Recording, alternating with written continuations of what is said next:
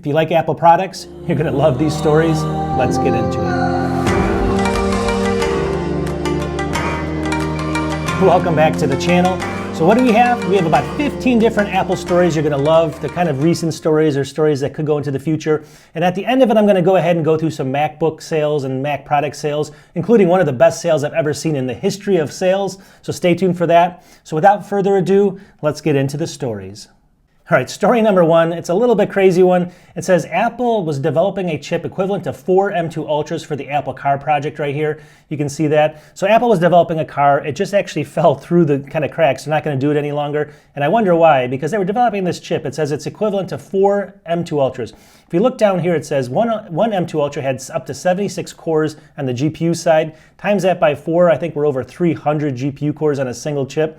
Imagine that. It's like having 8 M2 Maxes, 8 2M Maxes. Can you imagine that as well? So totally incredible. And then it says down here, it was, the Apple Car project was costing Apple around $1 billion a year, but they ended up just getting rid of it after about 10 years of development. I guess because this chip was just so expensive, it would probably make the car way too expensive since, electric cars are starting to slope off. I don't know. Anyways, it's kind of a cool story, and they said they could still use this in something else in the future. So hopefully it'll ship with my, my next Mac Mini. All right, the next story, it says right here, and we've all heard this, I think, but this is kind of cool. Base M3 MacBook Air offers faster SSD speeds than before. So we all kind of knew this, but the cool part is down here it says that Max Tech reveals that the old the M3 has 2108 megabytes per second for the write speeds, and the old M2 only had 1584, so that's a big difference. And then the read speeds on the M2 MacBook were only 1576, while the M3 are now 2880 right there. So that almost doubled it right there. Now, I've seen tests where it kind of fluctuates. It's like not always exactly the same, which is kind of weird. I've seen it on other channels. But overall, it's kind of cool. And why is this possible? So if you look over here, iFixit, on their website they showed, so here's the M3. You can see that the 2 chips are right here, the 2 memory chips. Even with the base model, these are only 128 gigabytes each. Down here at the M2, it's missing one, so it only had one 256 gig and versus having 2 128s over here. So this over here obviously made it somewhat significantly slower because of that. And at the end of the day, they finally fixed that. Thank God, Apple. They're kind of listening to us, I think, which is one of the wins for us. But you never know what they're going to do next. They're probably going to downgrade something else. This next story is really crazy, and it's actually good for all Apple users. Look at this. It says, here's what percentage of PC switches are choosing a Mac. So let me just explain what this graph means right here. Now this graph is by the Consumer Intelligence Research Partners, LLC. So what it says is, people that have bought a Mac in the last 12 months, all right, hear me out, they've come from Mac. 43% of people that bought a Mac in the last year came from Macs, but 35% of the people that bought a Mac in the last year came from PCs. So that many people switched, believe it or not, from PC to Mac. 16% came from a Chromebook, and then other computers is 6%. But look at this, the PCs is 35% in Chromebook. That's more than just the Mac users. So more people that didn't have Macs bought Macs in the last year, which is insane, and that's all good for the Mac. This is just kind of a feel-good story as well, and just something to show you that the Mac is increasing market share. I showed you that it had about 16 or 17% in the United States in one of my videos before. Here it says Georgia's largest healthcare system switches to the Mac. Looks like they put up an order for $1 million, close to 1,000 or 800 and something MacBooks. So the Georgia's largest healthcare system, these big companies are starting to switch over to the Mac because of the security I've read through the article, and the ease of use, and also the power savings because the battery lasts so long. And that's a key if you think about it. They don't have to charge as much, and that power cost over time adds up to the cost difference in these systems, and they end up saving a lot of money on power. All right, this next story, I've talked about it before, but it's still hard to wrap your head around it. Look at this. MacBook Pro and MacBook Air overwhelmingly drive Apple Mac sales, all right? We kind of know that. Those are the 2 main systems, and those are the ones that have them. Most people buy an Air or a Pro. But this is where it gets interesting. If you go down to the graph down here, take a look at this. So the MacBook Pros are actually more than the Airs. So 51% of people buy MacBook Pros, which I would have thought the Airs were number 1. The Airs are 39%. But here's where it gets crazy. The iMacs are only 4%, Mac Pros are 3%, Mac Mini 1%, according to this company. Again, Consumer Intelligent Research, and then the Mac Studio is 1%, which I could, actually, that's actually surprising too. But look at this. I mean, everyone says, why not update the iMac more often? 4% of their total sales come from that. And then the Mac Mini is the most crazy one, because I get a lot of views on the Mac Mini stuff. 1%, that just sounds crazy to me. Overall though, even the Air coming in second, that's actually crazy. So you tell me, does this even sound accurate? I know people said it was, and I've gone through this before, but here's another year, another completely different test, and it's the same. All right, the next story is from, if you want to develop a mobile app for Apple, take a look at this. It says, don't count on a mobile app making you rich. The average person likely makes about $50 a month for each app that they develop. Not as much as you think, right? But again, a lot of people fail at it, so I guess it all averages out. The cool thing is down here, let me just see if I can find it.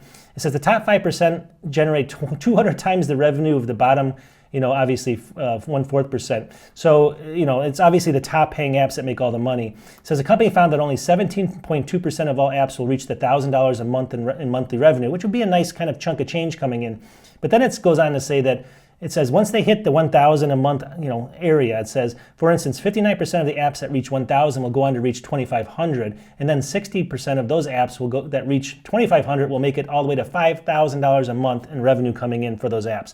So it looks like once you hit a certain threshold, it just skyrockets. But most people make only $50 developing a complete app a month. So I guess that's what is $600 a year. It just depends on how much time you put in. If it's a simple one, maybe it's worth it, but if it's extensive, no way. All right, this next story, I'm not so sure I actually believe that much, but let's go ahead and take a look. It says, so far, early return rates on the Apple Vision Pro are pretty low.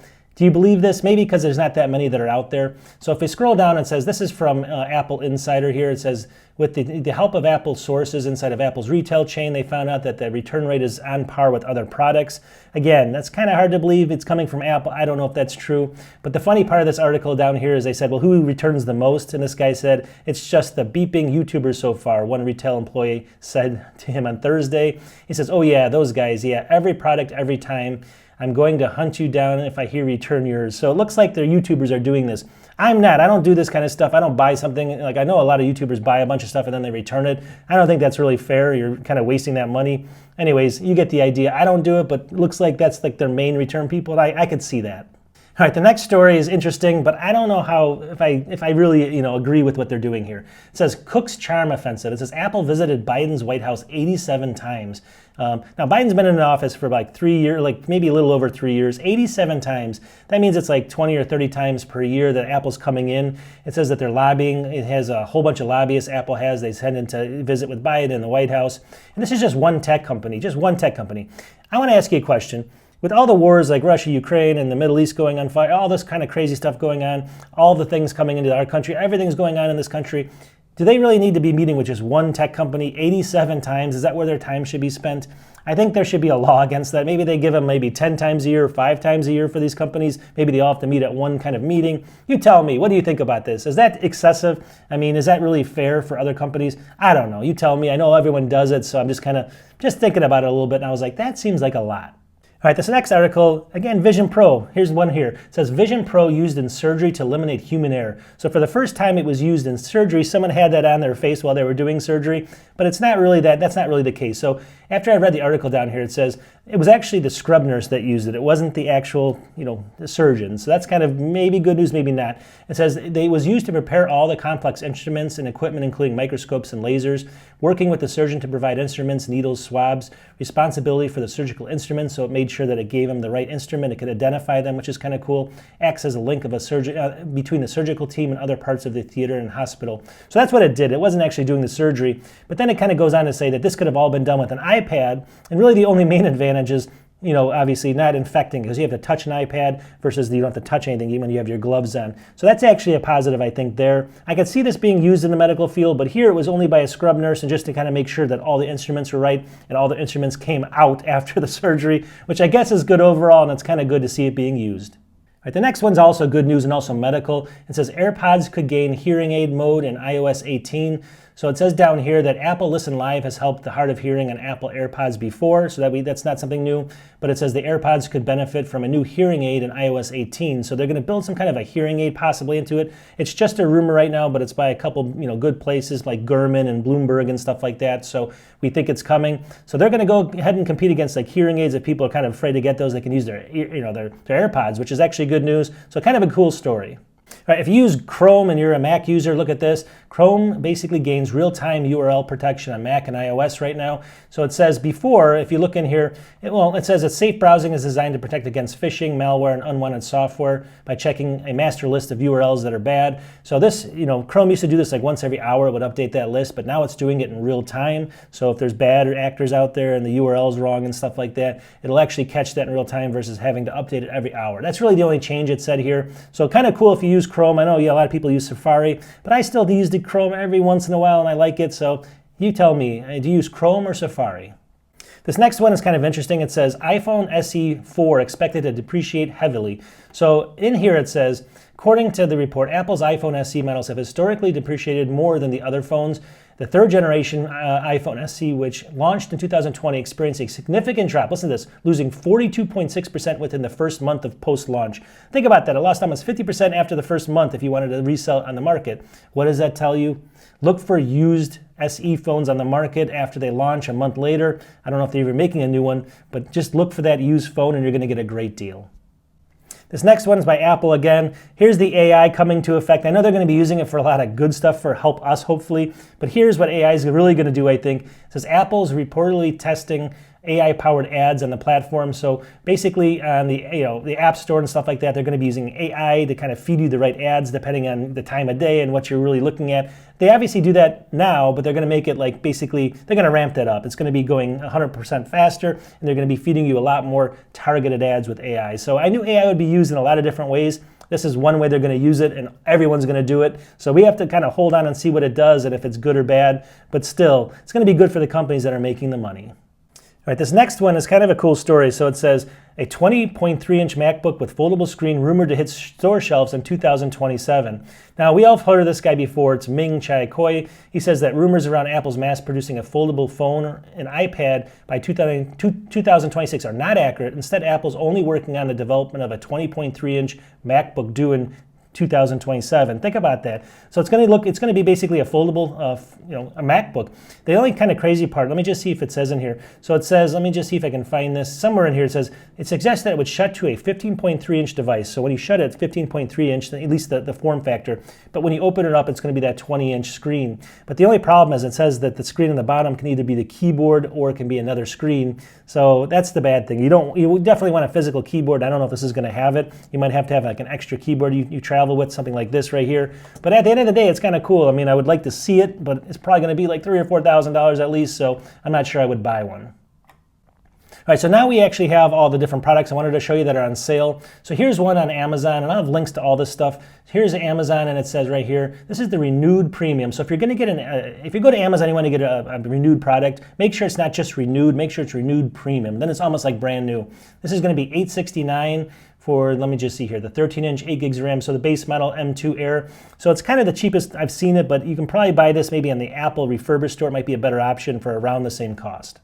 All right, Best Buy, right now they have the M2 MacBook Air, the exact one I have right here, but with a bigger hard drive. This one's got 16 gigs of RAM and a 1 terabyte SSD, $1499, $400 off right now. I'm telling you, I have the one with 16 gigs and 512, half the size. Still awesome computer. And if you want to check out this skin, I'll have a link to it in the description as well. It's a cool skin. But at the end of the day, this thing is great, so this is a really good deal. Now here's probably the best deal I've seen ever, and I know people are going to say, no, it's not, but hear me out on this. This is the MacBook Pro, but it's the 13.3-inch, so the old design. They're selling it right now at Best Buy, but it's still the M2 chip, so it's got the same chip as this. 24 gigs of RAM, 1 terabyte SSD, think about that.